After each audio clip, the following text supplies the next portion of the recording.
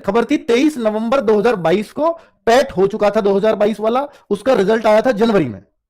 कब? जनवरी में रिजल्ट आया। तब तक, उस जनवरी तक इसकी वैलिडिटी, यानी उस जनवरी तक कोई भी वैकेंसी आई तो 21 के थ्रू ही आएगी, तब तक बढ़ा दी गई थी। इस तक फिर रिजल्ट भी आ गया। फिर पैट 2022 वैलिड हो गया उस दिन से, जिस दिन से इसका रिजल्ट आ गया।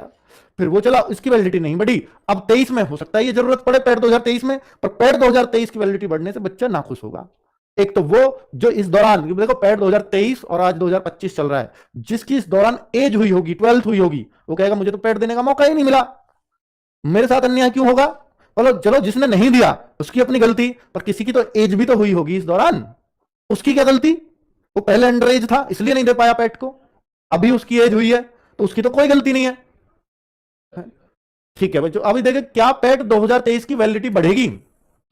क्योंकि ये काम इन्होंने पहले कर रखा है तो इनको सबसे आसान काम यही लगेगा, इनको वैकेंसी निकालनी है लेखपाल की, तो ये इसकी वैलिडिटी बढ़ा के निकाल देंगे। या इनके दिमाग में कुछ और चल रहा है, क्योंकि अब नोटिफिकेशन तैयार पे भी अगर ये नहीं निकाल रहे हैं तो फिर पता नहीं क्या ही चल रहा है इनके दिमाग में। तो क्या ऐसे बढ़ा भी सकते हैं क्या ये?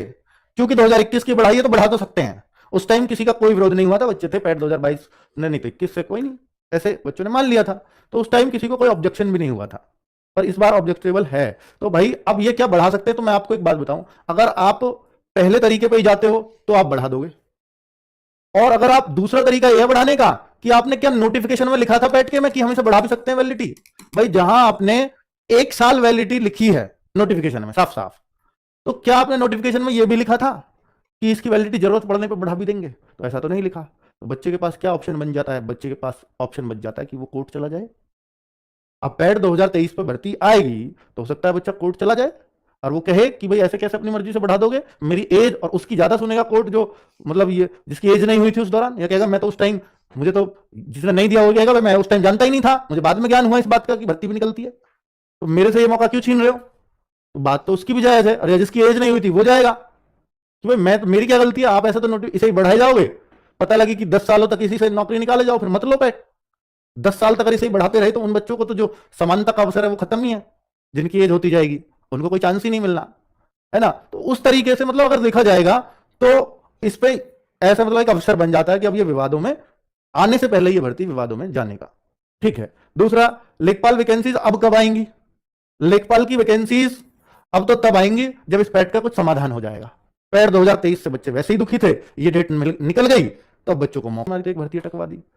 तो उन बच्चों को एक अभियान उस टाइम पर कर लेना चाहिए था भाई, जब आपकी वैलिडिटी बच रही थी। तो ये आप पूछते आयोग से कि फिर अब ये दिक्कतें कैसे सॉल्व होंगी। तो कुल मिलाकर भाई ये सारी जो फंसाई हुई जड़ है, तो मुझे लगता है आयोग ने बहुत बड़ी गलती करी है। अगर वैलिडिटी बढ़ाकर लेखपाल भर्ती आई तो क्या होगा, मैंने बता दिया कि बच्चों के पास ऑप्शन होगा कोर्ट जाने का और इस भर्ती को फंसाने का।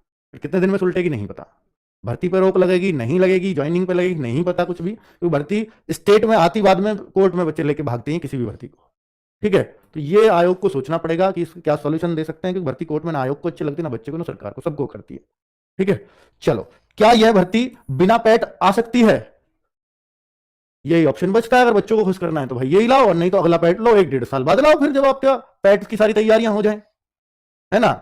तो फिर तो यही ऑप्शन है, और क्या है, और सॉल्यूशन भी क्या है? अब जो फंसाया आप लोगों ने है तो भाई ये चीजें हैं जो मैंने आपको